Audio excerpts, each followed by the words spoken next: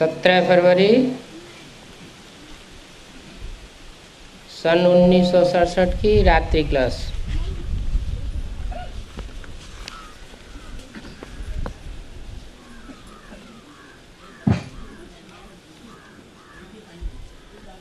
अनुभव तो सब बताते हैं, अज्ञान काल और ज्ञान काल की चलन में फर्क हो जाता है।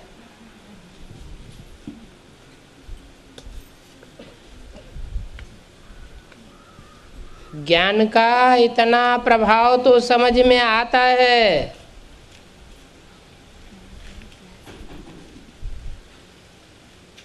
कोई की तकदीर ऐसी होती है जो दैवी गुण धारण नहीं कर सकते।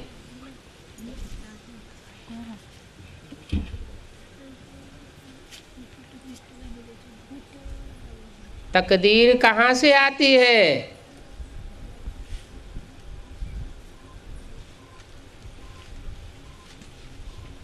63 जन्मों में जो जो कर्म किए हैं,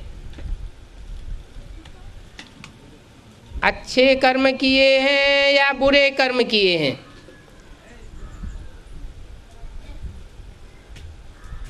उन कर्मों से ही तकदीर बन करके आती है।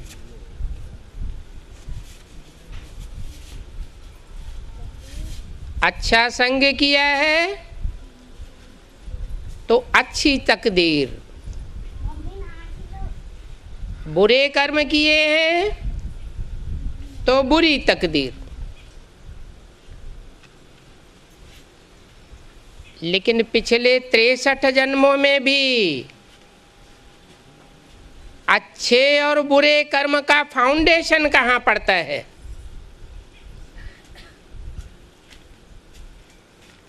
अच्छे संग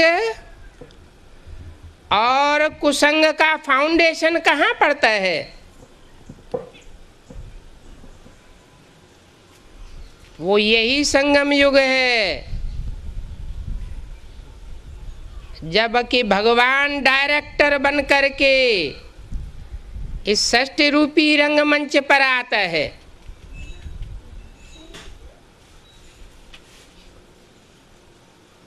और जन्म जन्मांतर की शूटिंग कराता है।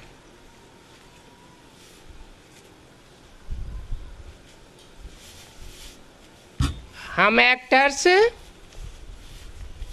जो आत्मा रूपी एक्टर्स हैं, जन्म जन्मांतर अनेक चोले धारण करते चले आए हैं।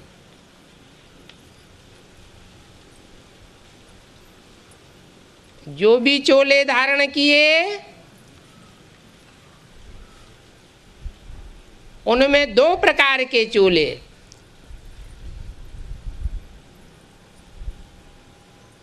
सृष्टि के आदि काल से लेकर के मध्यकाल तक जिन्होंने देवताई चोले धारण किए,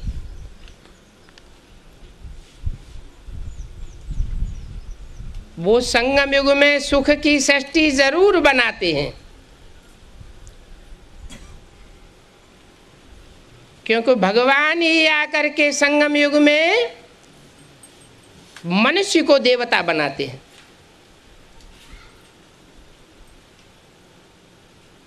मनुष्य से देवता सब नहीं बनते। ये नर से नारायण बनने की पढ़ाई, नारी से लक्ष्मी बनने की पढ़ाई सब नहीं पढ़ते। भगवान बाप आकर के पढ़ाई पढ़ाता है। उस पढ़ाई पढ़ाने वाले को संसार जगत गुरु कहता है, सदगुरु कहता है। कहते हैं गुरु अनेक हैं और सदगुरु एक है। जो अनेक गुरु हैं वो सदगुरु के मुकाबले सब झूठे साबित होते हैं। सिख लोग भी कहते हैं एक सदगुरु अकाल मूर्त, सत माना सच्चा, सच्चा सदगुरु एक है जो इस दुनिया में आकर के सबकी सदगति करता है।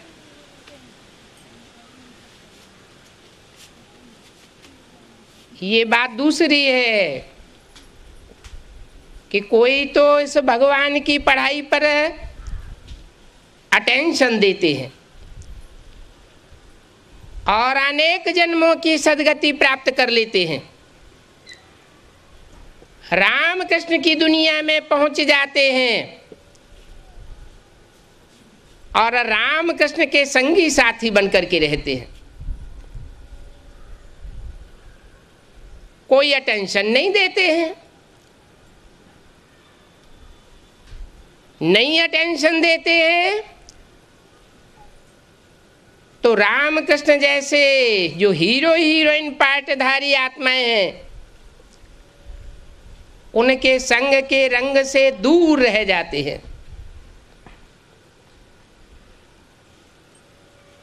और देहधारी धर्मगुरुओं के चक्कर में फंस जाते हैं। वो गुरु हैं अनेक,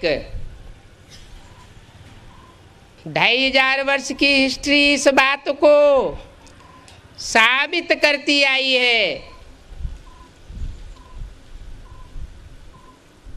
कि मनुष्य गुरुओं ने सृष्टि को नीचे ढकेला है।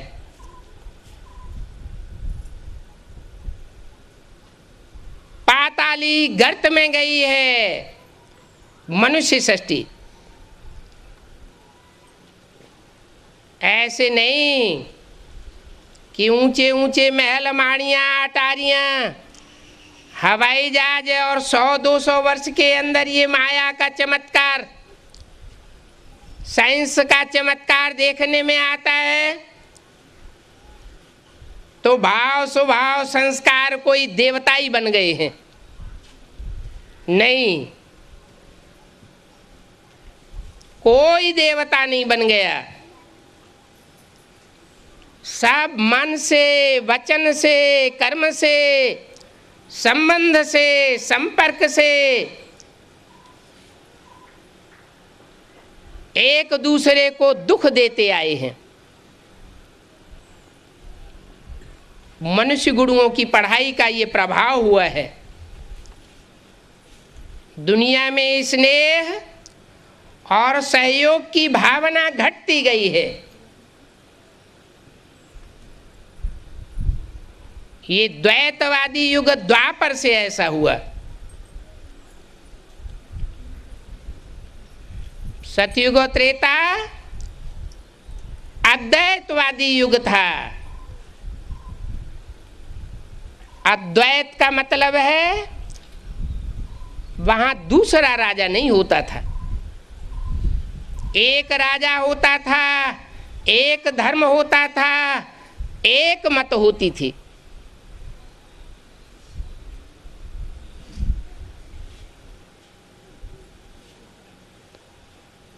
एक कुल होता था, एक वंश होता था, एक भाषा होती थी। इसलिए आपस में वैमनस्य और लड़ाई झगड़े का तो सवाल ही नहीं था, क्योंकि उन्होंने उन सतयुग त्रेता के देवताओं ने एक से पढ़ाई पढ़ी, एक की मत पर चले, एक गुरु से शिक्षा ली।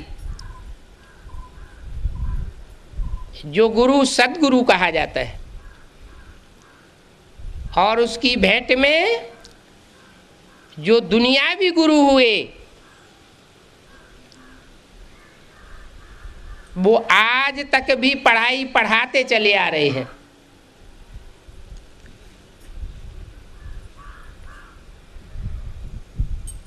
बड़ी बड़ी सभाओं में पढ़ाइयाँ पढ़ाते हैं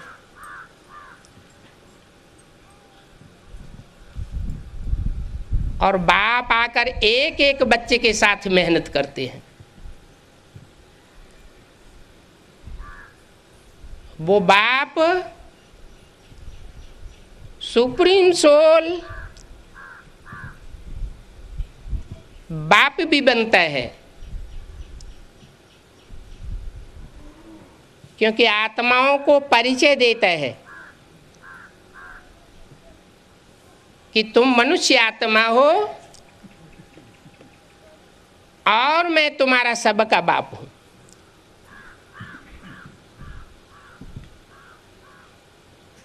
वो बाप में मनुष्यों का बाप भी साबित हो जाता है और आत्माओं का बाप भी साबित हो जाता है।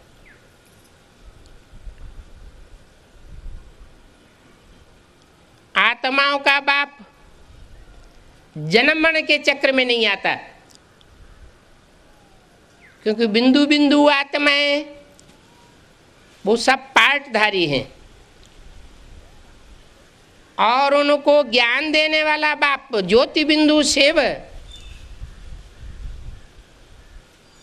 वो तुरीय पार्टधारी है। वो भी अगर जन्म मरण के चक्र में आने लगे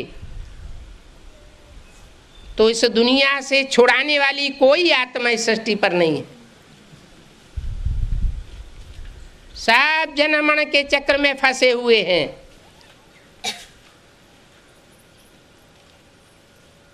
सब नीचे लुढ़कते जाते हैं। आत्मा की बैटरी सबकी डिस्चार्ज होती जाती है। ये आत्मा रूपी बीज कलयुग के अंत में आते आते जब बहुत कमजोर हो जाता है तो उन आत्मा रूपी बीजों को पावर भरने के लिए या आत्मा रूपी बैटरीज में पावर भरने के लिए वो सुप्रीम सोल बाप शिव इस सृष्टि में आकर के मनुष्य सृष्टि का जो हीरो पार्टधारी है राम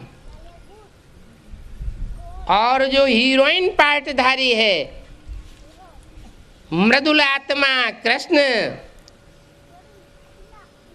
इन दो आत्माओं का विशेष आधार लेता है। उनमें भी एक राम के द्वारा आदि से लेकर के अंत तक मुकर्रर पार्ट बजाता है।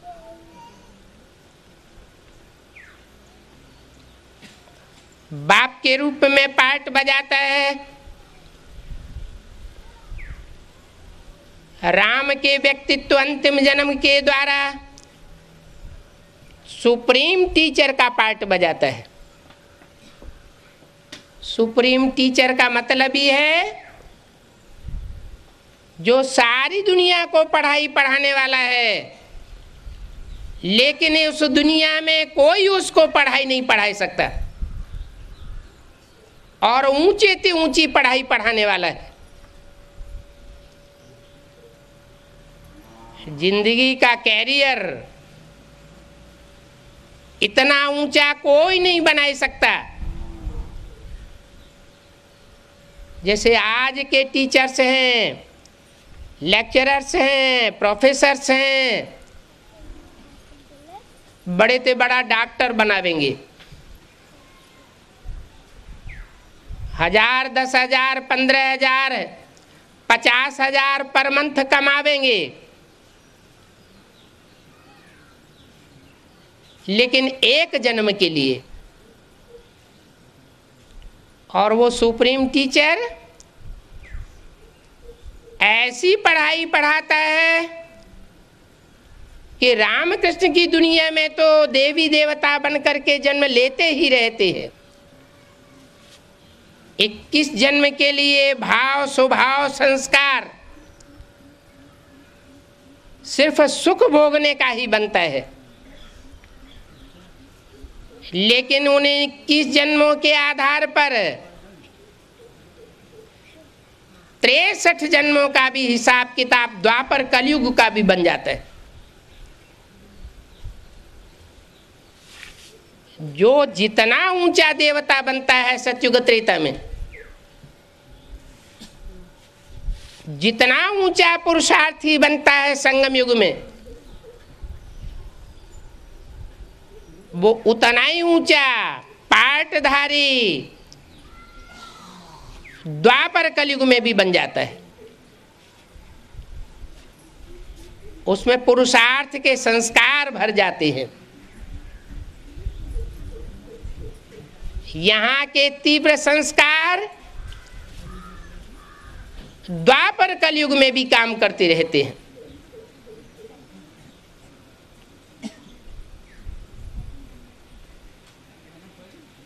जैसे बाबर का मिसाल है,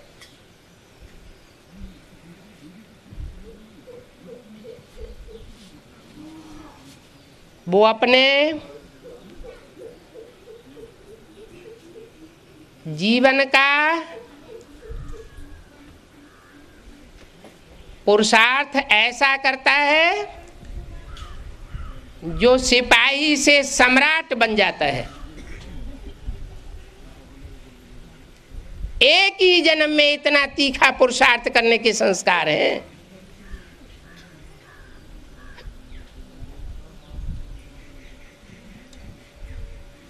तो ये संस्कार कहाँ से भरे? ये भगवान बाप आकर के जो पढ़ाई पढ़ाते हैं,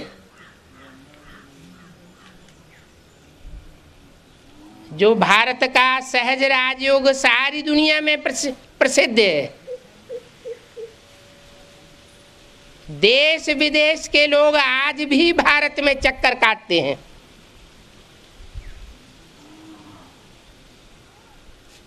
उनका अभी तक भी विश्वास है कि भारत स्पिरिचुअलिज्म, आध्यात्मिकता में बहुत आगे है और हम भौतिकवादी बन गए हैं।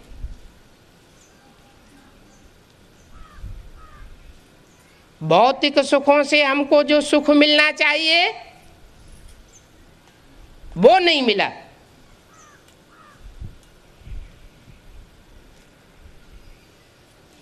उनको ये पता नहीं है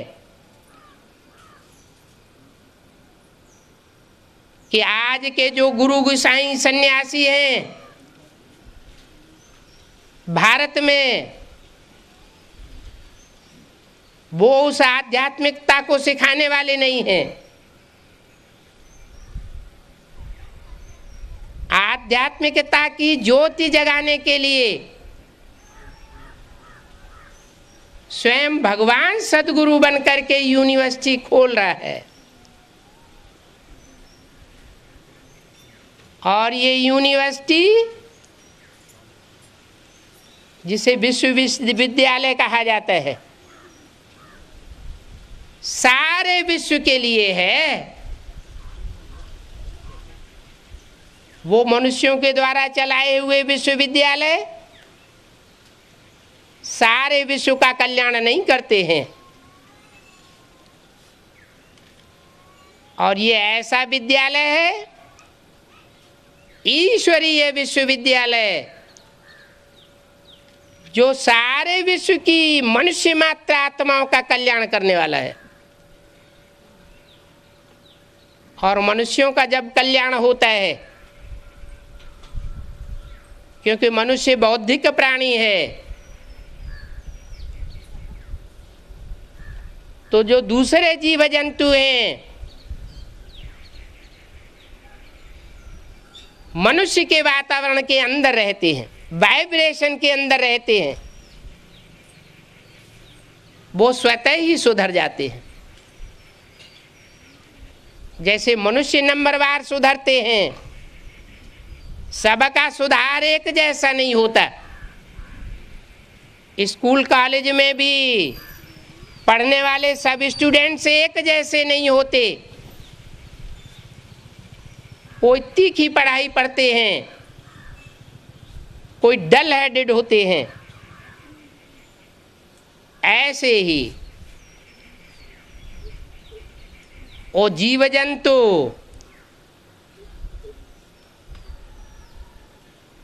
जो उन मनुष्यों के संसर्ग संपर्क में आते हैं, जो मनुष्य ईश्वरीय पढ़ाई पढ़ते हैं, ईश्वरीय सिखाए हुए राजयोग के आधार पर अपनी दृष्टि वृत्ति को सुधारते हैं, पवित्र दृष्टि बनाते हैं। जो गायन है देवताओं के लिए कमल नयन, कमल मुख,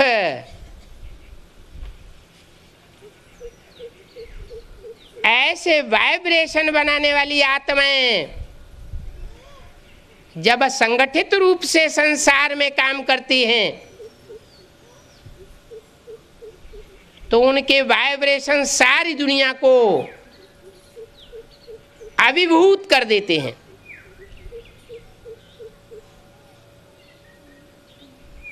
जो भी आत्माएं हैं,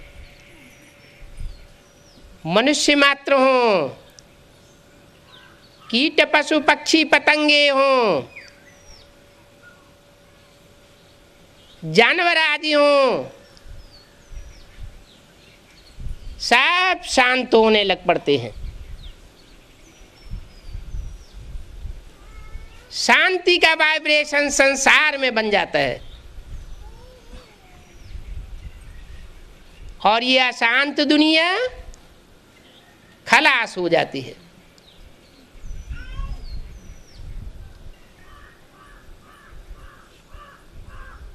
अभी बाप कहते हैं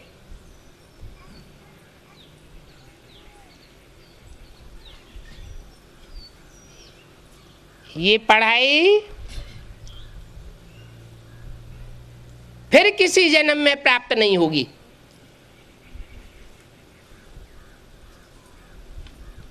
एक जन्म की पढ़ाई और जन्म जन्मांतर की राजाई मिलती है।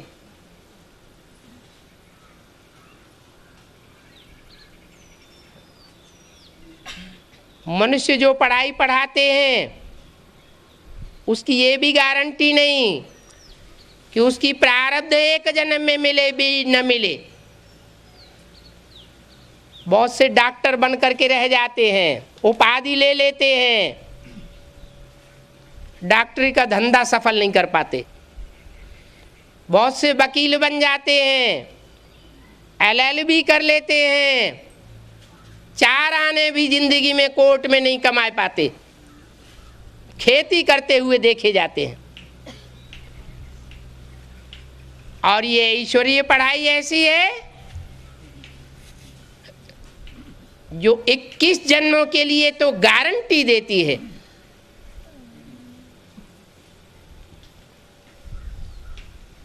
कि 21 जन्मों तक इसकी प्रारब्ध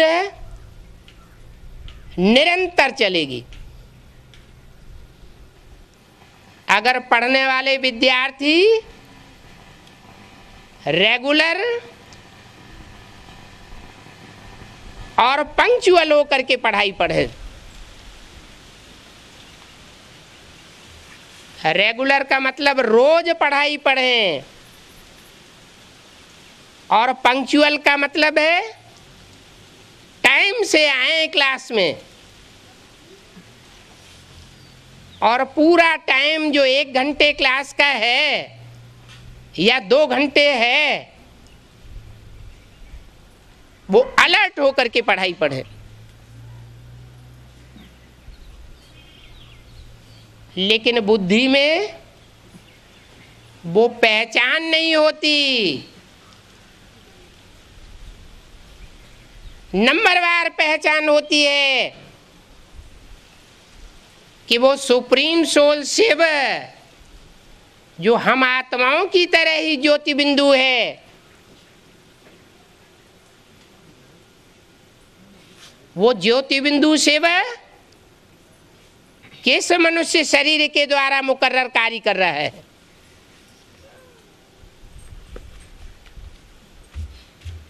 क्या पढ़ाई पढ़ा रहा है।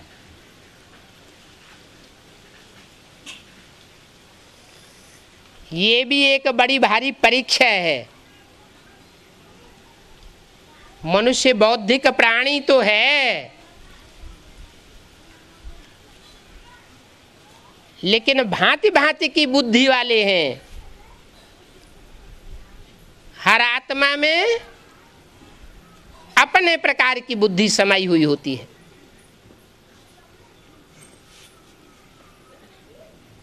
जीव जंतु, पेड़ पौधे, उनमें जड़त्वमयी बुद्धि है, और मनुष्य में चैतन्यता से भरी पूरी बुद्धि है। मनुष्यों में भी जो कलयुग के अंत में सिर्फ एक जन्म लेने वाली आत्माएं हैं,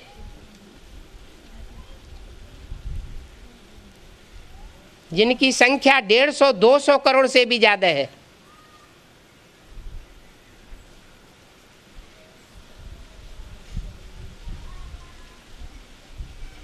वो बुद्धि तो होती है, लेकिन ऐसी बुद्धि नहीं होती कि उनको मनुष्य कहा जा सके, मनु की औलाद कहा जा सके। मनु मना मन का उपयोग करने वाला।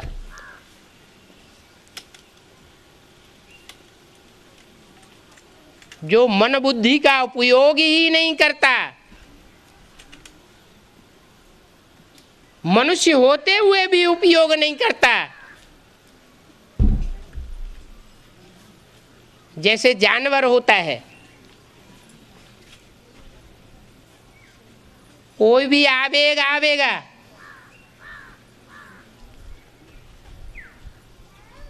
तो बिना सोचे समझे बुद्धि चलाए, मनन चिंतन मंथन किए,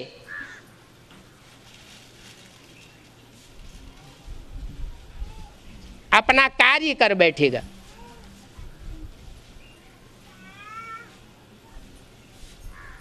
काम के आवेग से भरा पूरा कार्य हो, क्रोध के आवेग से भरा पूरा कार्य हो, लोभ के आवेग से भरा पूरा कार्य हो, वो बुद्धि और मन का उपयोग किए बगैर कर बैठेगा। बाद में भले कोई भी रिजल्ट आए, भले मौत भी हो जाए, वो मन बुद्धि का उपयोग नहीं करेगा। तो जानवर और मनुष्य में कोई फर्क नहीं रहा। इसलिए भगवान बाप बताते हैं कि 500 करोड़ तो मनुष्यों की सृष्टि है, वैसे तो 600, 700, 750 करोड़ मनुष्य भी हैं।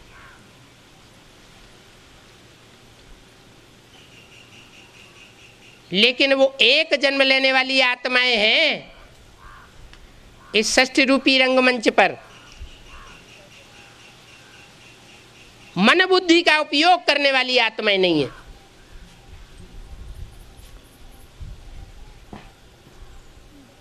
तो जो 500 करोड़ की मनुष्य सृष्टि है, वो मनुष्य सृष्टि को ये कहेंगे, वो सारी मनुष्य सृष्टि एक दिन मनु की औलाद बन जाती है। मन बुद्धि का उपयोग करती है और सुप्रीम सोल परमात्मा बाप को पहचान लेती है।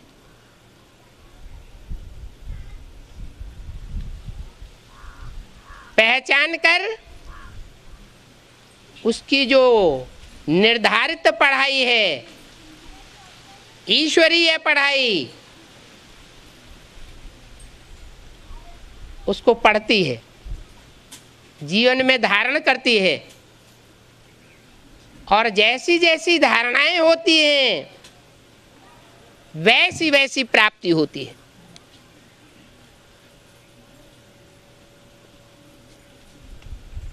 अभी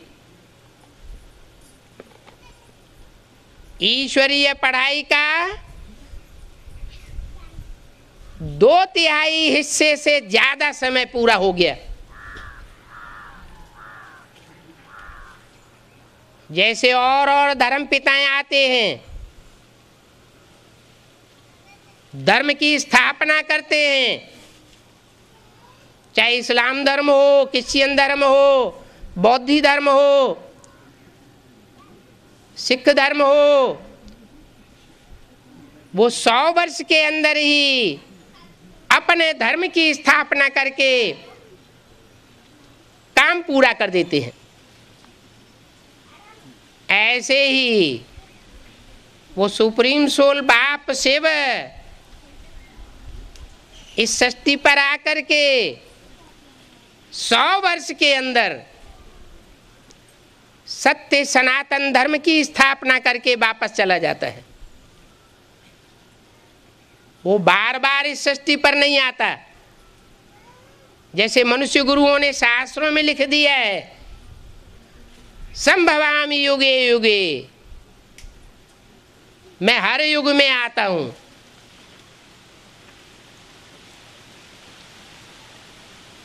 अरे हर युग में आने की दरकार क्या है? लौकिक बाप भी होता है, अपने बच्चों के लिए मकान बनाता है, तब ही बनाता है जब पुराना मकान पूरा हो जाए, पुरानापन आ जाए, दुखदाई हो जाए मकान, तब नया मकान बनाता है। ऐसे नहीं कि नए मकान को तोड़ देगा। दुनिया की हर चीज 4 अवस्थाओं से गुजरती है। मनुष्य भी 4 अवस्थाओं से गुजरते हैं। जैसे मनुष्य का बचपन सतो प्रधान, किशोरावस्था सतो सामान्य, जवानी रजो प्रधान और बुढ़ापा तमो प्रधान हो जाता है। ऐसे ये सृष्टि भी, ये मनुष्य सृष्टि 4 अवस्थाओं से गुजरती है। उन 4 अवस्थाओं को इस सृष्टि रूपी ड्रामा का 4 सीन कहा जा सकता है। सतो प्रधान सतयुग, सतो सामान्य त्रेता युग, रजो प्रधान कलयुग और रजो प्रधान द्वापर युग और तमो प्रधान कलयुग। तमो प्रधानता जब बढ़ती है तो एवरेज एज कम होती जाती है। आत्मा की शक्ति क्षीण होने के कारण उम्र भी घटती है और इंद्रियों से सुख भोगने की शक्ति भी क्षीण होती जाती है।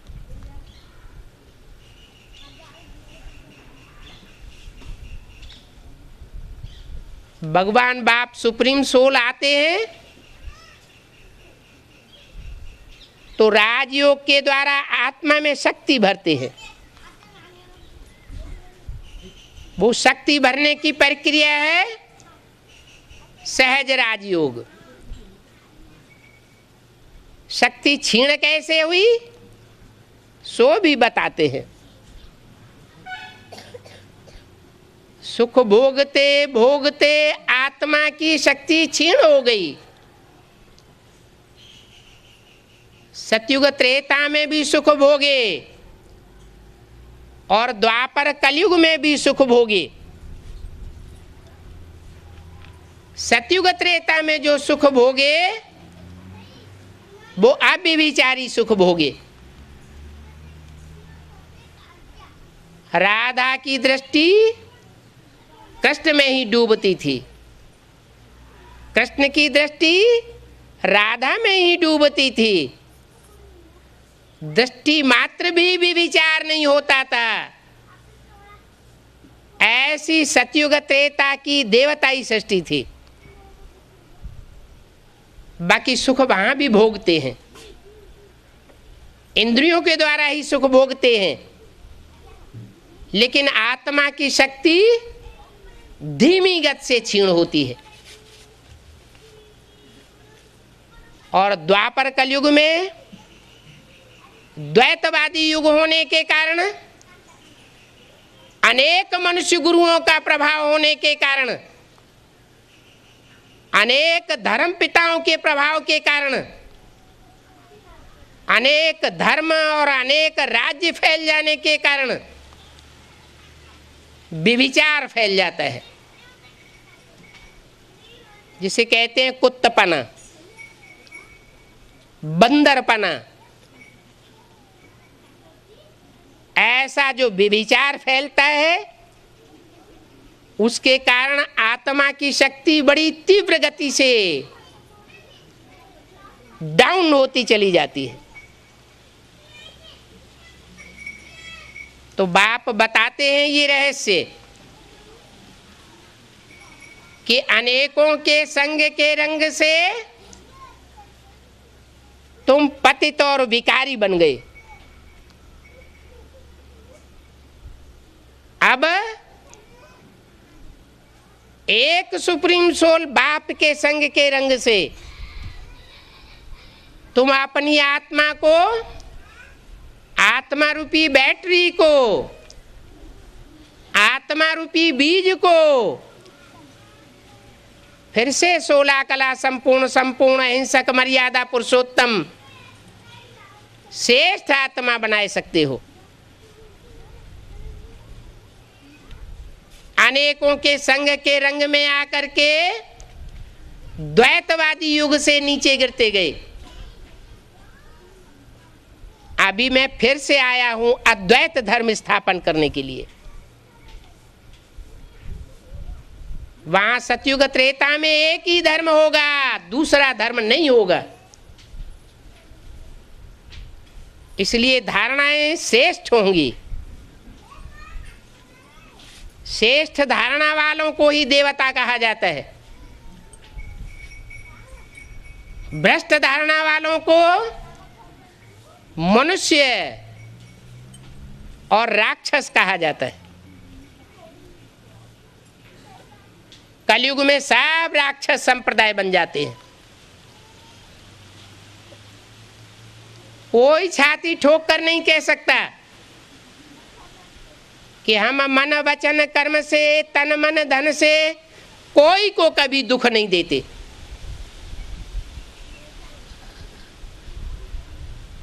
दुख देने वाले को ही राक्षस कहा जाता है, सुख देने वाले को देवता कहा जाता है, और देवताओं को भी बनाने वाला सुख का सागर बाप है, जो आकर के मनुष्य से देवता बनाता है। जो राक्षसी स्वभाव के हैं वो संपूर्ण देवता नहीं बन सकते। जन्म जन्मांतर का उनका राक्षसी स्वभाव रहा है, व्यभिचार फैलाने का स्वभाव संस्कार रहा है।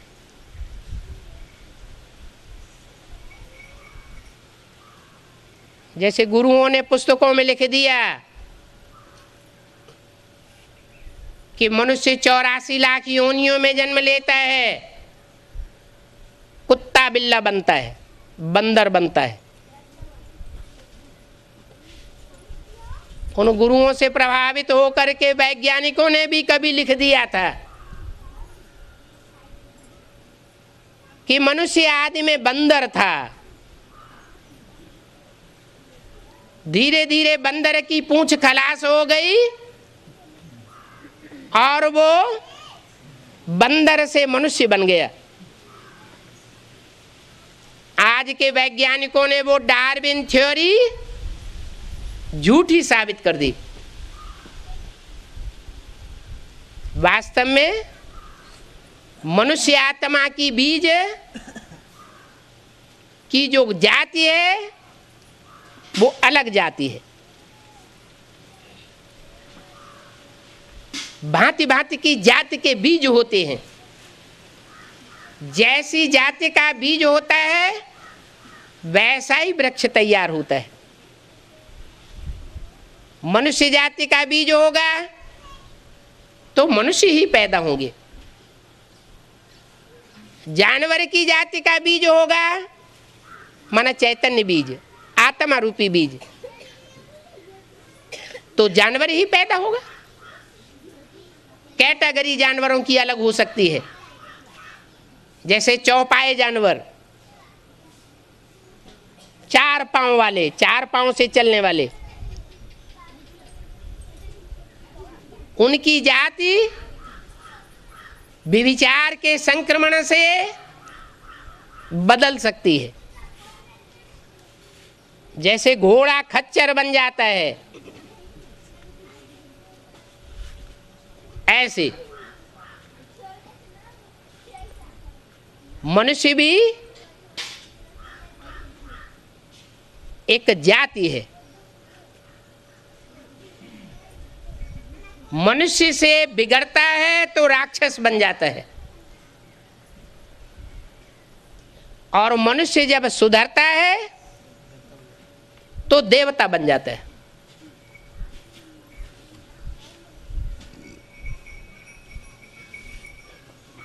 देव योनि में भी कोई पक्के देवता बनते हैं और कोई कच्चे देवता बनते हैं। जो पक्के देवता बनते हैं वो पूरे 84 जन्म लेने वाले होते हैं।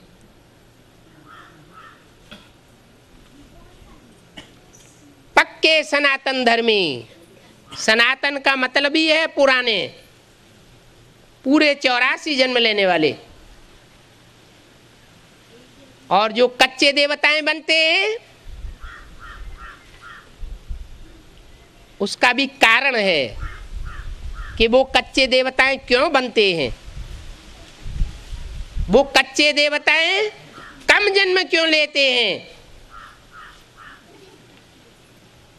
इसलिए लेते हैं कि भगवान बाप आकर के जब पढ़ाई पढ़ाते हैं तो पढ़ाई तो पढ़ते हैं लेकिन पूरी पढ़ाई नहीं पढ़ते।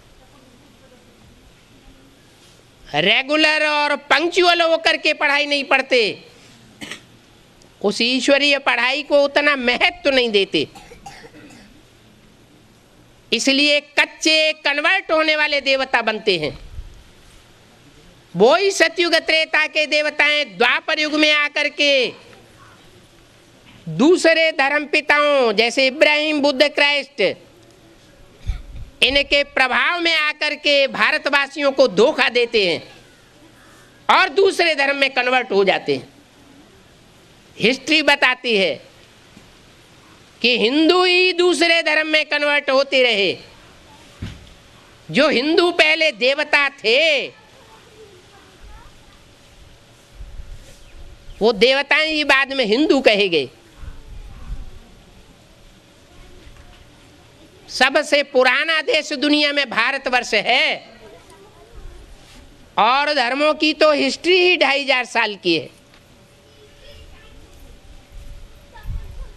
सबसे पुराना मनुष्य रूप में आया हुआ धर्म पिता इब्राहिम है। वो 2500 साल पहले आया था। इस्लाम धर्म सबसे पुराना माना जाता है मानवीय धर्मों में।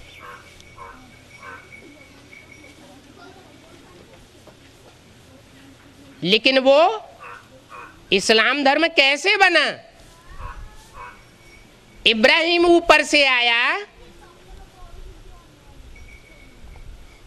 तो सारे इस्लामी ऊपर से आकर के नीचे बन गए, या पहले भी मनुष्य सृष्टि थी? पहले भी भारत में मनुष्य सृष्टि थी। जो देवताएं थे उन देव आत्माओं में ही ऊपर से आने वाली दूसरे धर्म की आत्माएं प्रवेश करती हैं और प्रवेश करके भारत के हिंदुओं को कन्वर्ट कर लेती हैं। जो कच्चे देवताएं होते हैं वो कन्वर्ट होते हैं, पर धर्म में चले जाते हैं। गीता में भी कहा है, स्वधर्मे निधनम श्रेयः परधर्मो भयावह। अपने धर्म में मर जाना अच्छा और दूसरे का धर्म दुखदाई होता है। दूसरे धर्म के धर्म पिताएं और उनके फॉलोअर्स देवता धर्म के अथवा हिंदू धर्म की आत्माओं को कन्वर्ट करके अपना दास दासी बना करके रखते हैं।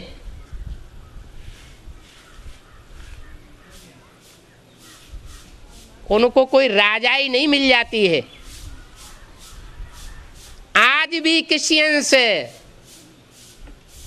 ये हिस्ट्री बना करके गए हैं इंडिया में कि भारतवासियों को नौकर बनाना सिखा दिया। उनकी बुद्धि में ये बैठा दिया कि नौकरी करना बहुत अच्छी चीज है। नौकरी और चाकरी उसको कहते हैं दास दासी बनना, कोई न कोई के अंडर में रहना। वो धर्म पिताएं साहब दास दासी बनना सिखाते हैं और मनुष्य सृष्टि को उन्होंने दास दासी बना करके रखा है। भगवान बाप ही एक ऐसी आत्मा है, सुप्रीम सोल, जो आकर के बताते हैं कि बच्चे मैं तुमको राजा बनाने आता हूं, राजयोग सिखाने आता हूं। तो राजा रानी पद पाना चाहिए या दास दासी बनना चाहिए? नौकर चाकर बनना चाहिए। ये नौकर चाकर के संस्कार दूसरे धर्म के धर्म पिताओं ने आकर के डाले हैं। भगवान बाप तो आकर के राजाई स्थापन करता है और दूसरे धर्म के धर्म पिताएं सारी दुनिया को प्रजातंत्र में कन्वर्ट कर देते हैं। प्रजा के ऊपर प्रजा का राज्य। भगवान बाप कहते हैं ये बेकायदे राज्य है। प्रजा सब साधारण क्वालिटी की होती है और राज परिवार में आने वाली आत्माएं सब ऊंची क्वालिटी की होती हैं। कैसे ऊंची क्वालिटी की होती हैं? क्योंकि भगवान बाप जब आते हैं तो दुनिया के हर धर्म में कन्वर्ट हुई जो श्रेष्ठ से श्रेष्ठ आत्माएं हैं, उन आत्माओं का चुनाव करते हैं।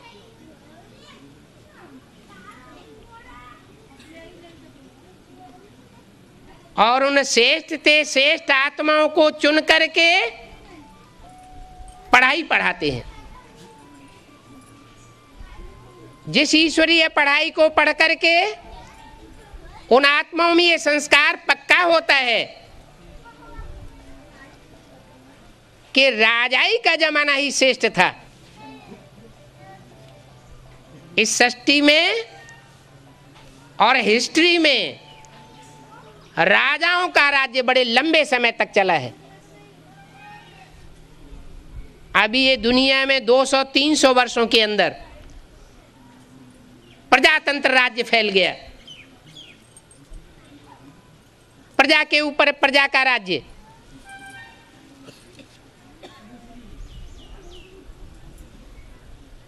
ये भगवान बाप आकर के नहीं बनाते। बाप तो आकर के सिखाते हैं बच्चे आधीन रहना नहीं है, अधिकारी बनना है, राजा बनना है, महाराजा बनना है। और एक जन्म के लिए नहीं, जन्म जन्मांतर के लिए। हिस्ट्री में जो छोटे बड़े राजाएं हुए हैं, कोई बताए कि इन राजाओं को राजाई करना किसने सिखाया, कब सिखाया? डॉक्टरों को डॉक्टरी सिखाई जाती है, वकीलों को वकालत सिखाई जाती है, इंजीनियर्स को इंजीनियरिंग सिखाई जाती है। इन राजाओं को राजाई करना किसने सिखाया, कब सिखाया? वो भगवान ने सिखाया। भगवान आकर के राजा बेटा बनाता है। ये जन्म जन्मांतर के संस्कार, राजा और रानी बनने के संस्कार, राज परिवार में जन्म जन्मांतर प्रिंस प्रिंसेस बनने के संस्कार अभी भगवान बाप आकर के आत्माओं में भर रहे हैं। हिस्ट्री की बात है। कहते हैं आधा में जाम और आधा में रैयत। जाम माने राजा। आधी धन संपत्ति में राजाएं पलते हैं और उनका परिवार पलता है। राज्य की जो भी धन संपत्ति होती है उसमें से आधे के ऊपर वो काबिज रह करके अधिकार में रहते हैं और सुख भोगते हैं। प्रजा खुशी खुशी उनको वो धन अर्पण करती है।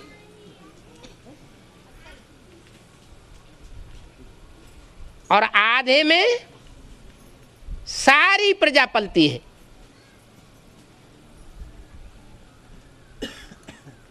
हिस्ट्री में ये बात देखने को मिली है।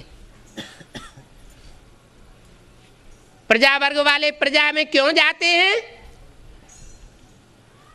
क्योंकि वो पढ़ाई नहीं पढ़ते। और राजवर्ग वाले राजा क्यों बनते हैं? राजघराने में जन्म जन्मांतर क्यों जन्म लेते हैं?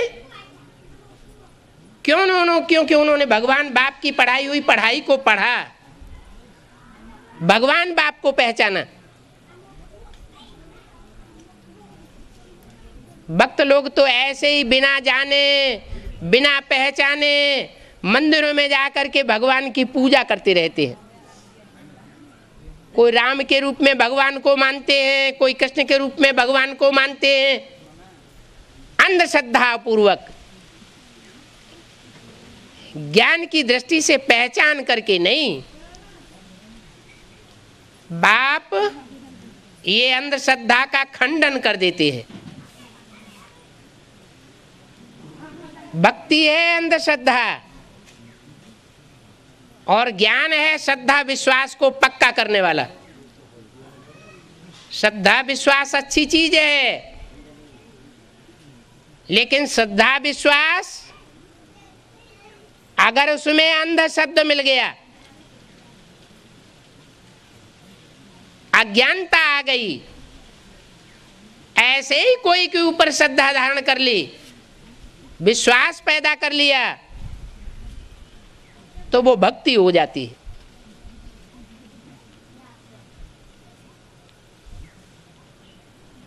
अंधश्रद्धा और अंधविश्वास को खंडन करना ये ज्ञानियों का काम है।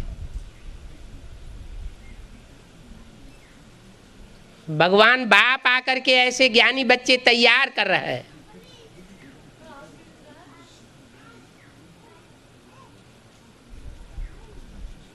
वो ज्ञानी बच्चे एक एक बात, एक एक कदम जो बढ़ाते हैं उसमें देखते हैं कि ये काम कारणकारी के विश्लेषण पूर्वक है या नहीं है, क्या करना है और क्या नहीं करना है, कौन सा कार्य सत्य है और कौन सा कार्य असत्य है, ये निर्णय करना ज्ञान के तीसरे नेत्र का काम है। ये बुद्धि का नेत्र भगवान बाप आकर के खोलते हैं। तीनों कालों का ज्ञान देते हैं। तीनों कालों का सही ज्ञान मनुष्य गुरुओं के पास नहीं हो सकता। वो तीनों कालों का ज्ञान ऐसे ही के पास हो सकता है जो जन्म मरण के चक्र में ना आता हो। वो जन्म में और मरण के चक्र में ना आने वाली आत्मा सदा शिव है, सदैव कल्याणकारी है।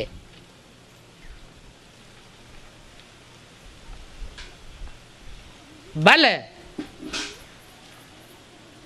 षष्ठी के अंत में वो इस षष्ठी पर आता है, सिर्फ 100 साल के लिए इस षष्ठी पर आता है। उसमें भी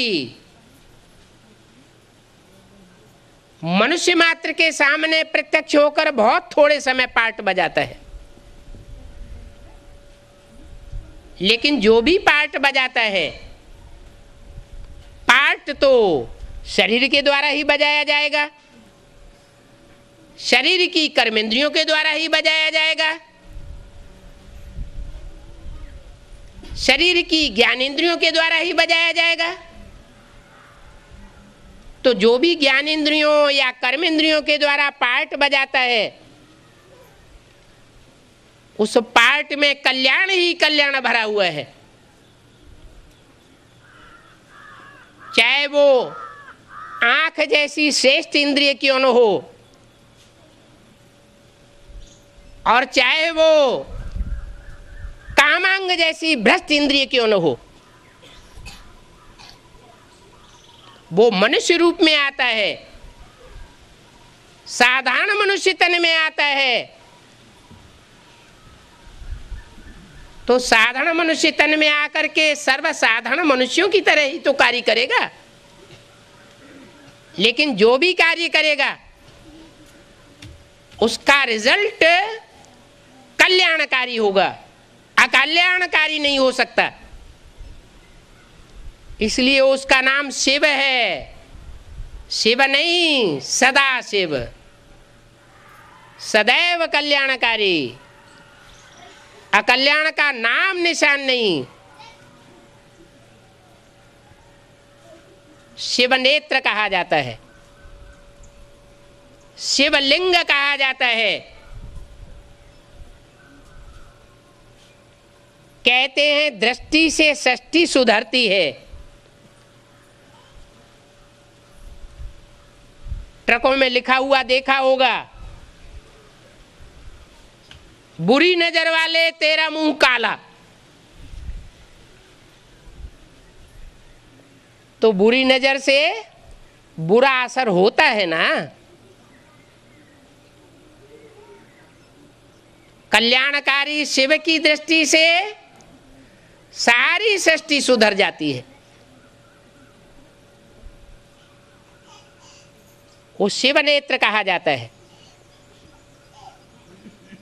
वही शिव नेत्र दृष्टि से सृष्टि को सुधारने वाला भी है। और शास्त्रों में लिखा है कि वही नेत्र जब खुलता है तो आसुरी सृष्टि का क्या हो जाता है? विनाश हो जाता है। आसुरी सृष्टि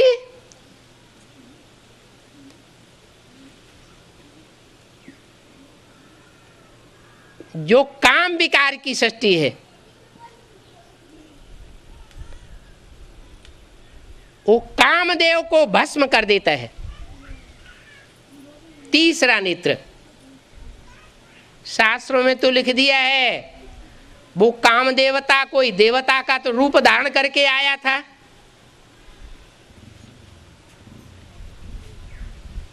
अब वो कोई काम देवता कामदेव नहीं होता है।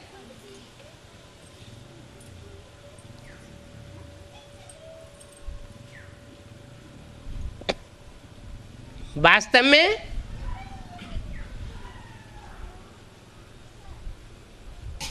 जो राम बनता है वो ही सारी सृष्टि को आकर्षण करने वाला कृष्ण है। राम और कृष्ण का एक ही चोला होता है, जिसे ब्राह्मणों की भाषा में बाप दादा कहा जाता है। भक्तों की भाषा में अर्धनारीश्वर रूप दे दिया है। वो राम कृष्ण की आत्माएं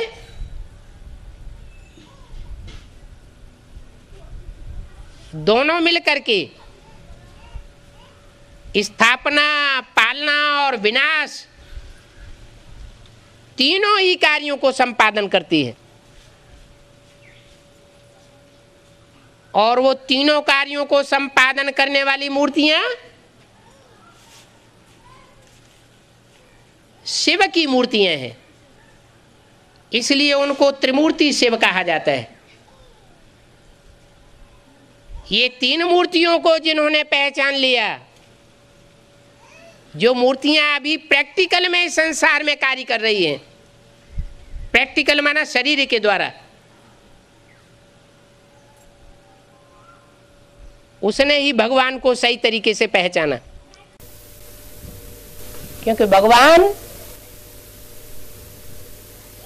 भाग्यवान बनाने के लिए आया हुआ है। भाग्यवान सब नहीं बनेंगे।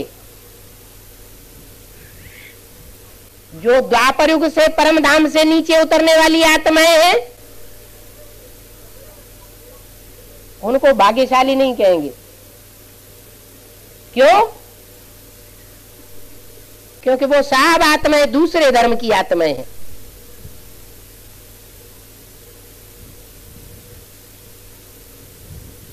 वो द्वैतवादी युग में ही आती हैं, दुख की सृष्टि में ही आती हैं। वो दुर्भाग्यशाली है। उन आत्माओं के मुकाबले जो सतयुग त्रेता में आकर के जन्म लेती है।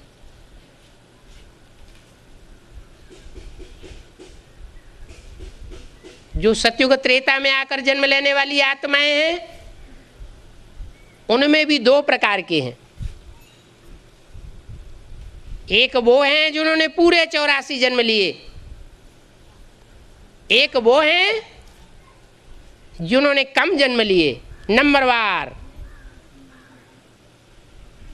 जिन्होंने पूरे 84 जन्म लिए हैं, उनके लिए बोला है कि तुम बच्चे पौना हिस्सा सृष्टि का सुख भोगते हो, 3/4 हिस्सा सुख है तुम्हारे लिए, और सिर्फ चौथाई हिस्सा इस सृष्टि का दुख भोगते हो। उसमें भी तुम नंबरवार हो। कोई तो 82-83 जन्म भी सुख भोगते हैं, आखिरी जन्म में जाकर के दुखी होते हैं।